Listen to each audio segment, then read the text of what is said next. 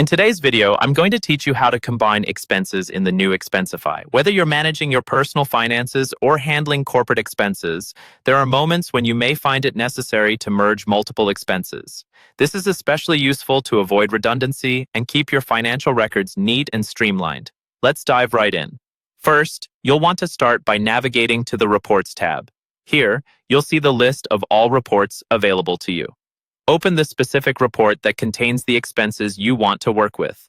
Alternatively, if you're unsure which report the expenses are connected to, you can go directly to the Expenses tab. This view presents a comprehensive list of your individual expenses, regardless of the report they're under.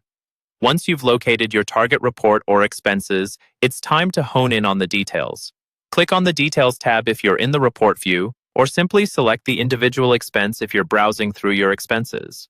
Ensuring you have the right expense selected is crucial since this is the item you'll be merging with another. Now, shift your attention to the More button on the interface. Click this button, and you will see options appearing before you. Select Merge from this list, which is your gateway to initiating the merging process. At this stage, it's important to understand that you need to choose another eligible expense to merge with the one you've selected. Keep in mind, for a merge to happen, at least one of these expenses must be a cash expense. Card expenses cannot be merged with each other due to the automatic tracking that Expensify provides for these transactions. So ensure that you have cash expenses in the mix. With your expenses in line, the next step is a crucial customization part.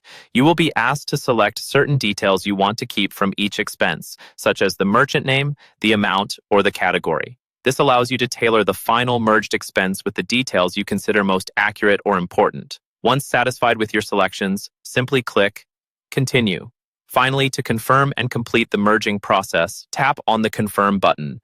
This will finalize your choices and the two expenses will be merged into a single entity. It's always a good practice to double-check the final merged expense to ensure everything aligns with your expectations and record-keeping standards.